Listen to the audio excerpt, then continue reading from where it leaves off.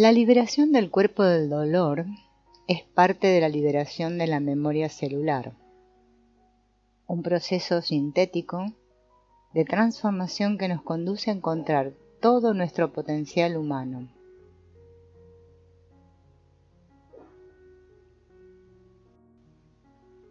Tal vez no puedas modificar lo que te sucede, pero seguramente puedes cambiar lo que eso que sucede te provoca y te significa.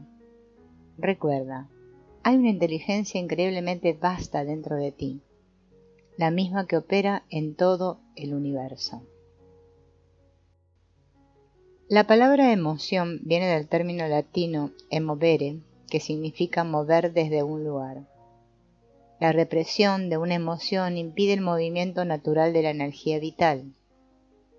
La represión conduce a un estancamiento y a una parálisis en alguna parte del campo energético, y como resultado en los sistemas orgánicos que se alimentan de él. Cuando no son procesadas, las experiencias negativas sofocan y reducen la carga emocional positiva, lo que lleva a una disfunción en el sistema cuerpo-mente.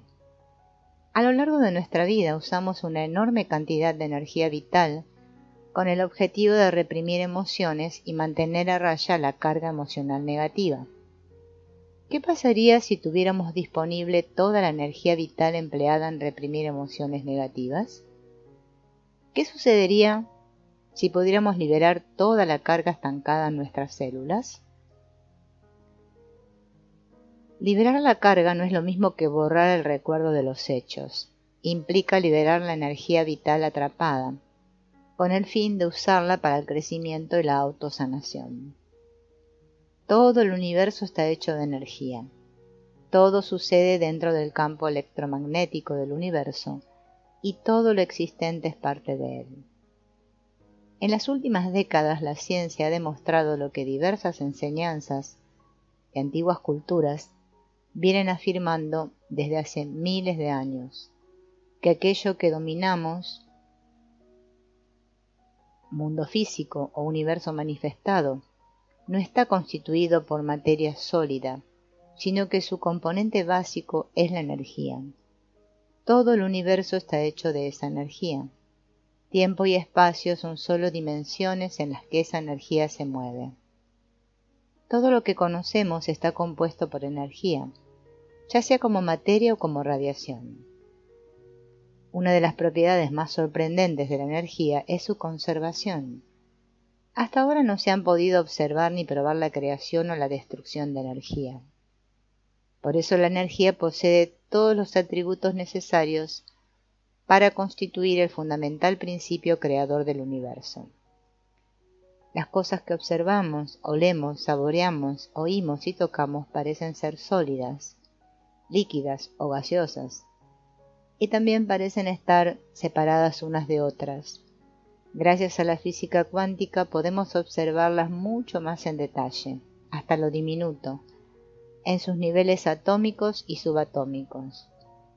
En esos niveles la materia, que nos parece sólida, líquida o gaseosa, puede ser identificada como partículas cada vez más pequeñas dentro de partículas más pequeñas aún y así sucesivamente, hasta que uno se da cuenta de que todo es simplemente energía pura.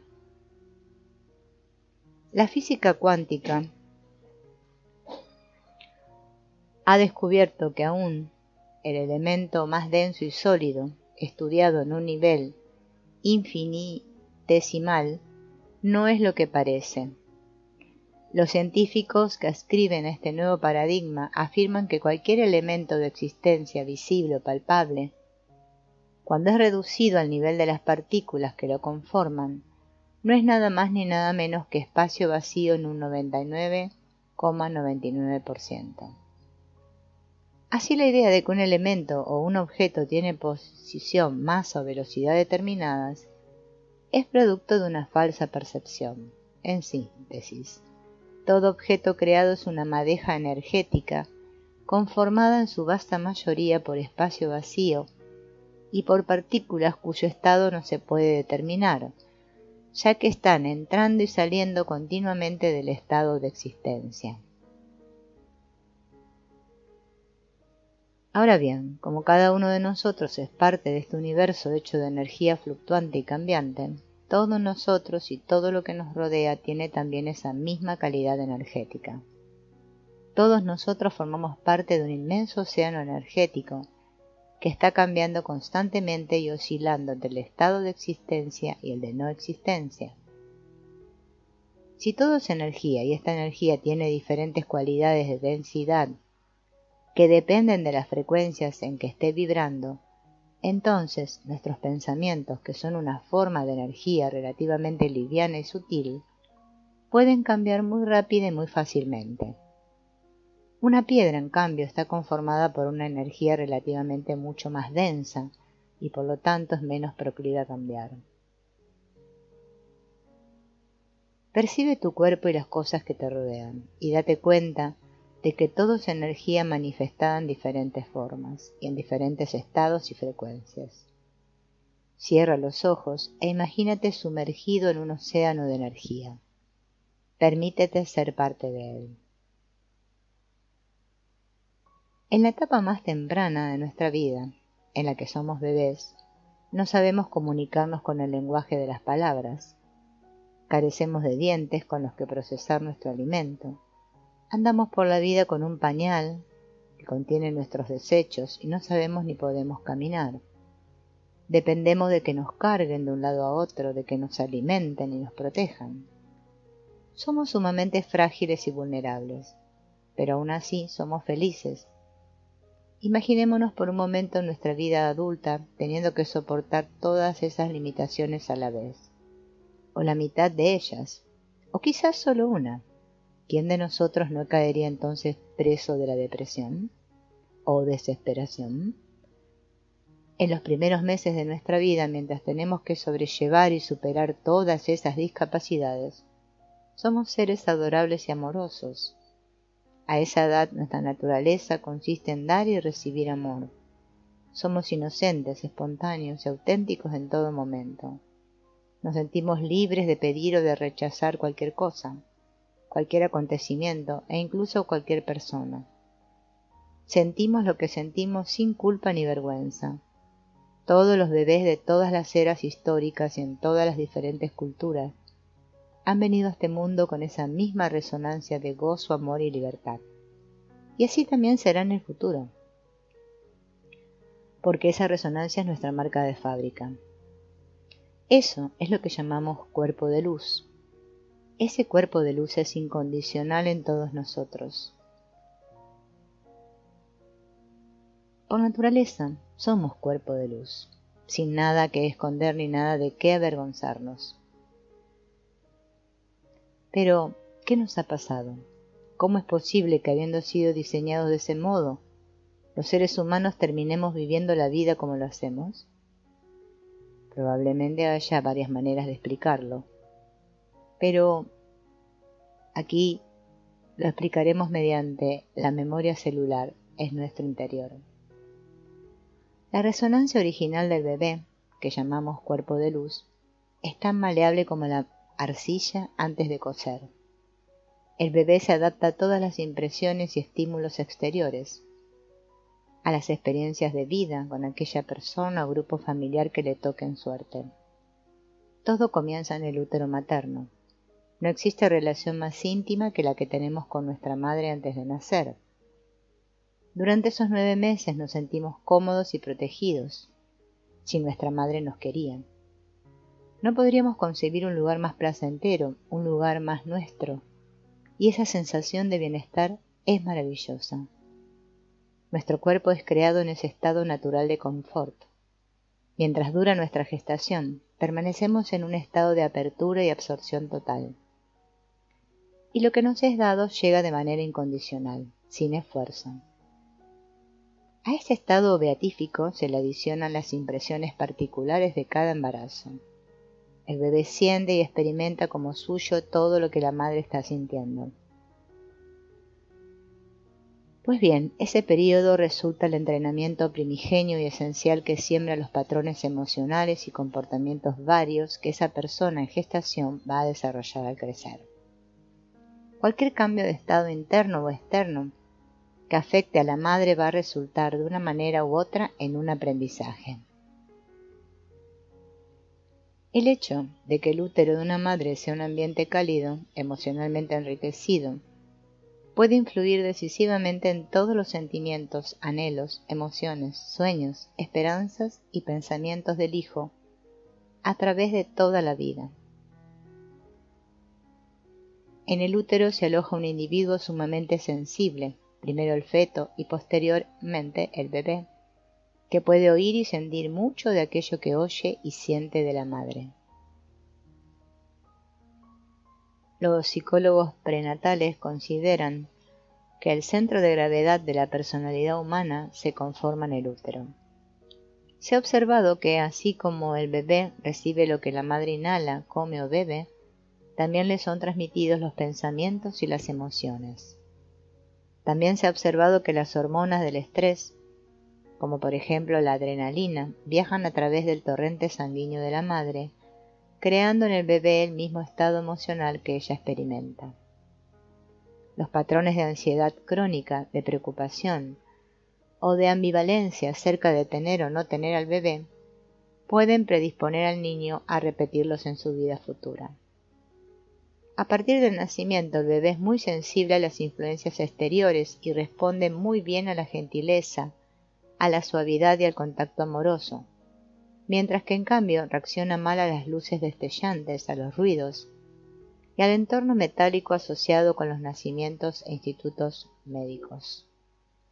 La habilidad de la madre para permanecer calma y comunicarse con el bebé durante el embarazo, sumada a la creación de un entorno apropiado para un nacimiento relajado y amoroso, va a contribuir inmensamente a la salud física y emocional del niño por el resto de su vida.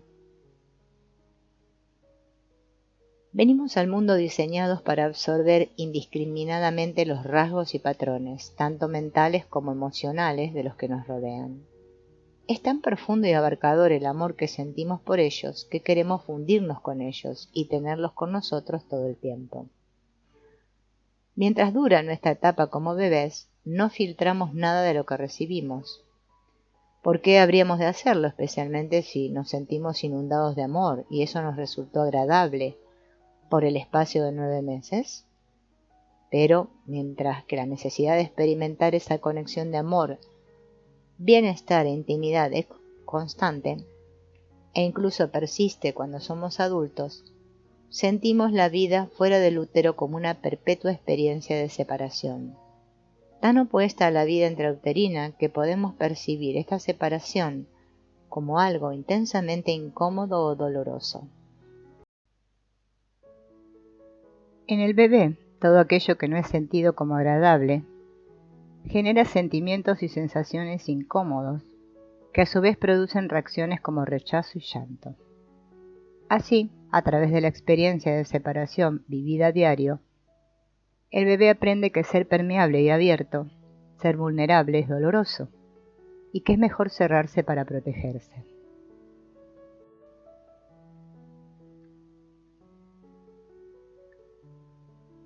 Para protegerse tiene que pretender que no siente lo que siente, o aún que siente lo que no siente. Es decir, tiene que actuar y dejar de ser auténtico.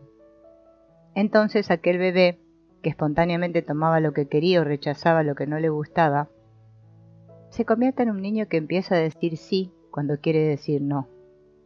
Sin darse cuenta comienza a construirse una máscara que se hace más espesa y gruesa con el correr de los años. El expansivo y confiado cuerpo de luz se retrae y se contrae, y con cada una de esas contracciones emerge un campo energético de resonancias muy diferentes. Son las resonancias del incómodo y doloroso cuerpo del dolor. Lamentablemente ni siquiera el ambiente familiar más amoroso y comprensivo va a poder evitar que este proceso de contracción ocurra. A donde quiera que va, el bebé se encuentra con la inevitable experiencia de la separación. Se le va a dar un nombre que representará una identidad y será tratado como alguien que está separado de todo lo demás. Si la fusión incondicional de la máxima intimidad del útero nos daba confianza, amor y paz interior, la separación nos dará lo opuesto, desconfianza, intranquilidad, dolor y miedo, Cuanta más intensas hayan sido las experiencias de dolor vividas por el bebé, más profundo será el dolor que experimenta el niño primero y luego el adulto. Y ese dolor generará heridas emocionales que no tendrán oportunidad de curarse, porque ese bebé o ese niño pequeño continuará experimentando la separación en un mundo donde todos los que lo rodean padecen la misma situación y nadie sabe cómo curarse. Consecuentemente, cuanto más se experimenta la separación, más se cierra y más se lastima. Por regla general, los seres humanos buscamos sentirnos bien. Queremos relaciones íntimas deliciosas, donde crecer juntos y dar y recibir en forma incondicional. En realidad, sin darnos cuenta, estamos tratando de revivir nuestras primigenias experiencias intrauterinas de amor y placer incondicionales, a las que teníamos derecho por el mero hecho de haber sido creados. Y a pesar de que ese es nuestro derecho y de que así hemos sido creados, tenemos un miedo muy profundo a ser incondicionalmente vulnerables, porque cuando fuimos inocentes y confiados sufrimos mucho. Por eso la máscara, a pesar de que es incómoda y no nos deja ser quienes somos en realidad, se transforma en un medio útil para protegernos de nuestras primeras experiencias dolorosas. Pero ocurre que el no ser auténticos nos genera un profundo sentimiento de autotraición, que es muy angustiante y que causa el dolor físico, emocional y espiritual que sentimos. Ese dolor se experimenta como una contracción energética en nuestro campo electromagnético que conforma el cuerpo del dolor. Es en este punto donde se abre la encrucijada que ha sido y será el gran desafío que debemos afrontar y resolver tarde o temprano. Cómo vivir sin contracción y recuperar el cuerpo de luz. Es evidente que la vivencia de nosotros mismos cambia radicalmente cuando comprendemos con todo nuestro ser el hecho de que somos energía en diferentes estados de manifestación, en su mayor parte en estado líquido. Esto último no constituye una sorpresa. Aproximadamente el 70% de nuestro cuerpo es agua, y el 85% del cerebro y del sistema nervioso lo es también. El agua tiene una altísima conductividad eléctrica y entonces es comprensible que los cambios energéticos ocurran en nosotros tan rápidamente muchas veces sin que nos percatemos de ellos en absoluto. Tómate un momento para considerar esto. Tus pensamientos están generando tormentas simultáneas de infoenergía en tu cerebro y en tu sistema nervioso, que produce movimientos energéticos en todo tu sistema cuerpo-mente. Nuestro campo energético tiene la capacidad de cambiar muy rápidamente, ya que es el resultado de la combinación dinámica de una cantidad infinita de factores, que conforman nuestros pensamientos, sensaciones y sentimientos en cualquier momento dado. Nuestro campo electromagnético puede cambiar en cualquier instante, afectando tanto nuestra actividad mental como nuestra fisiología y nuestras reacciones emocionales. Nuestro estado de ser es una respuesta colectiva a los pensamientos, a las sensaciones y a las emociones en cualquier momento dado. Este estado es el factor que determina, a cada instante, lo que sentimos internamente y también nuestra conducta exterior. Por eso un cambio en cualquiera de los tres componentes, pensamiento, sensación, emoción, dará lugar a muchas combinaciones potenciales y producirá diversos tipos de comportamiento. Para comprenderlo mejor podemos comparar el campo energético humano con una burbuja que nos rodease, a la que podemos llamar biosfera o aura. Esta burbuja incluye todas las creencias y decisiones internas que condicionan nuestra conducta, así como información que viene de generaciones pasadas.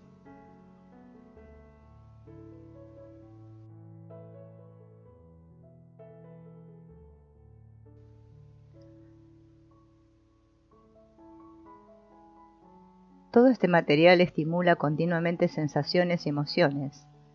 Eso crea en nuestra biosfera una frecuencia energética dada que llamamos resonancia, única y exclusiva de cada uno. Si nos habituamos a sentirnos mal, esa resonancia atraerá nuevas experiencias de dolor similares a la frecuencia original, que conducirán a más creencias y decisiones negativas que atraerán más dolor y así sucesivamente. Así, aunque las experiencias y las personas parezcan diferentes, estaremos vibrando en la misma frecuencia. Así, las resonancias crean un cuadro imaginario personal que llamamos falso yo o falsa autoimagen, que cuelga frente a nosotros y nos impide ver la realidad tal cual es, como una cortina de humo que todo lo distorsiona. Así la realidad seguirá cambiando para nosotros en función de la frecuencia de estas resonancias. Desde un punto de vista metafísico, existen leyes universales que constantemente operan sobre nosotros generando estos patrones. Una de ellas es conocida como la ley de atracción.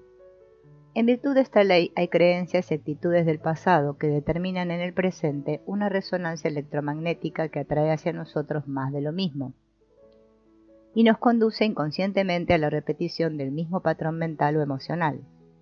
Por ejemplo, si cuando era niño me sentí rechazado, habrá en mí una resonancia inconsciente de autorrechazo y me convertiré en una persona artificialmente amigable para lograr la aprobación de los demás y así evitar la posibilidad de volver a sentirme rechazado. Entonces iré por la vida diciendo sí, cuando en realidad lo que quiero es decir no. Me será difícil ponerle límites a los demás. Con frecuencia me sentiré usado o abusado. Y cargaré con resentimiento hacia los otros o hacia mí mismo, lo que a su vez va a generar más y más rechazo interno. De esa manera, la resonancia crece y se retroalimenta indefinidamente.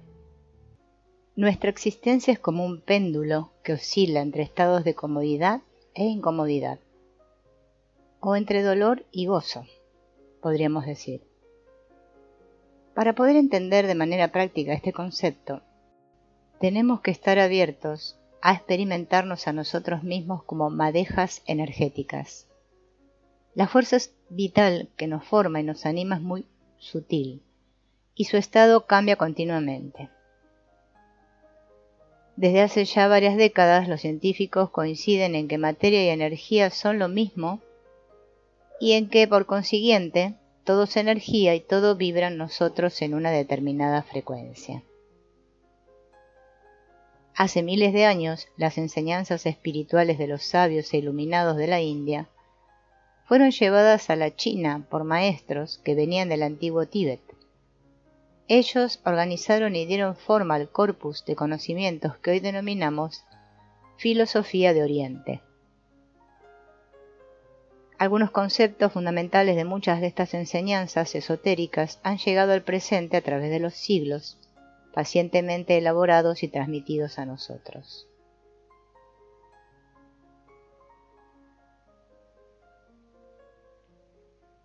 Si aplicamos, por ejemplo, el concepto de yin y yang, de los opuestos energéticos y complementarios a los estados emocionales, vamos a encontrar de un lado el dolor y el displacer extremados, en el lado opuesto el extremado gozo y el extremado placer.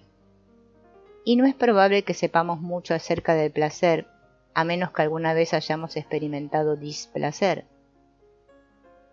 En otras palabras, a menos que algo nos haya hecho sentir incómodos o nos haya impedido sentir placer. Solo cuando conocemos el dolor podemos experimentar su contrario y darnos cuenta de cuán cómodos o cuán tranquilos nos sentíamos con determinada persona o en determinada situación. La privación de lo placentero nos permite, por contraste, saber cuánto deseamos aquello que nos hace sentir bien. Por ejemplo, caminamos todos los días sin darnos cuenta de que lo hacemos, ni de cómo lo hacemos, hasta que una piedrita se nos mete en el zapato o nos lastimamos un pie.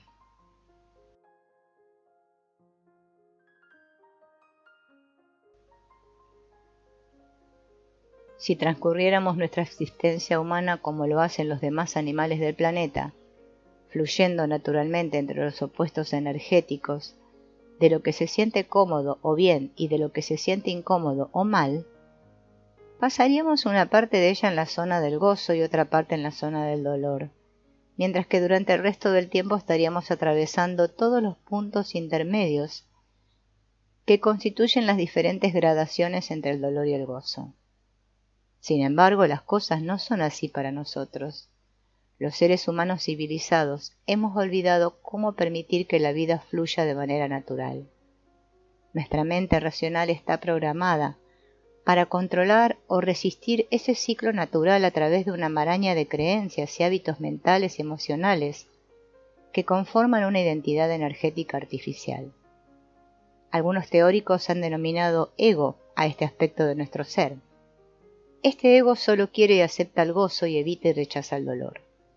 A través de este condicionamiento cultural, el dolor deja de ser una experiencia energética y pasa a estar asociado con miedo, queja, culpa, vergüenza, frustración, furia y muchos otros sentimientos negativos. Es interesante observar que cuando las circunstancias son favorables para la identidad artificial, o sea, cuando todo sucede como nos gusta o según como estamos programados, nos sentimos intensamente felices y creemos que ese estado debería ser permanente.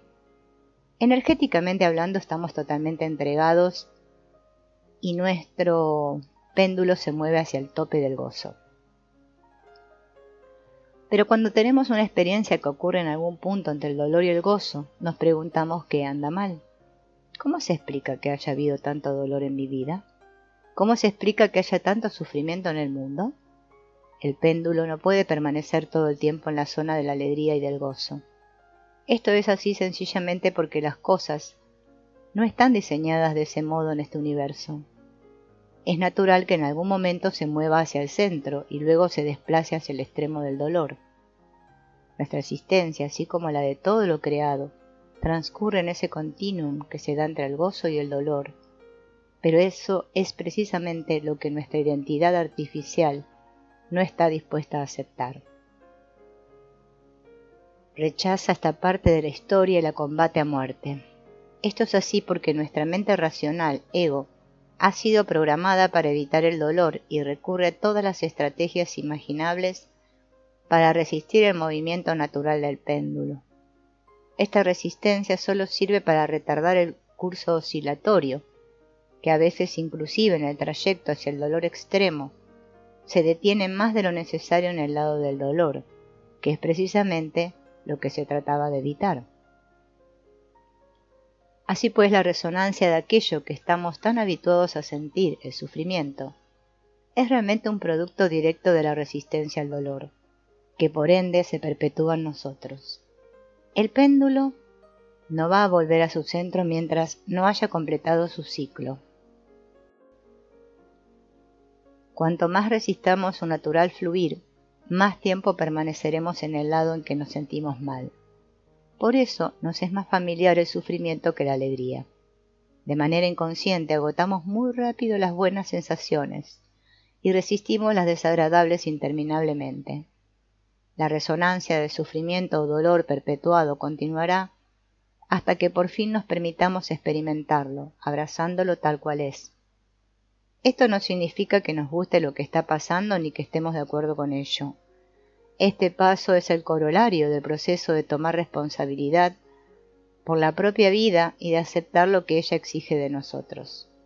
Para muchas personas, esa aceptación tiene lugar cuando la identidad artificial que llamamos autoimagen se debilita y se cansa de resistir la realidad y pelear contra ella. En otros casos, la aceptación surge de un hacerse amigo de la vida y de la toma de conciencia de que la oscilación del péndulo es un proceso natural. Por fin nos damos cuenta de que ya no queremos vivir solo del lado positivo del péndulo, porque hemos verificado que esta fantasía crea aún más sufrimiento. Comprendemos que oscilar es una parte natural de nuestra existencia, como seres humanos, y que cuanto más lo aceptamos, más rápido se mueve el péndulo. Al mismo tiempo, la oscilación se hace más imperceptible. Ya no nos interesa ninguno de los extremos. Reconocemos que el punto central del péndulo es lo único que permanece firme y por consiguiente es el punto de poder. El centro del péndulo es el testigo que hay en nosotros, aquello que registra la experiencia y se da cuenta. No es masculino ni femenino, no es joven ni viejo, es simplemente el lugar de darse cuenta. Y ese testigo es consciente con todas las partículas que conforman nuestro ser y nuestro sistema cuerpo-mente. Está impregnando todo aquello que llamamos bueno o agradable, y también aquello que llamamos malo o desagradable. Todo lo que existe, si existe, tiene esa presencia que lo impregna. Si es parte del universo, es parte de la sopa energética que todo lo crea y todo lo es. La batalla del ego contra lo que es una batalla perdida. De modo que tarde o temprano la aceptación y la entrega son inevitables. Es solo cuestión de tiempo. Claro que se puede librar infinidad de batallas en una larga, desgastadora y costosa guerra. Todo depende de cuánto tiempo quiera uno pasar en el frente de batalla y de la capacidad vital que esté dispuesto a pagar como precio.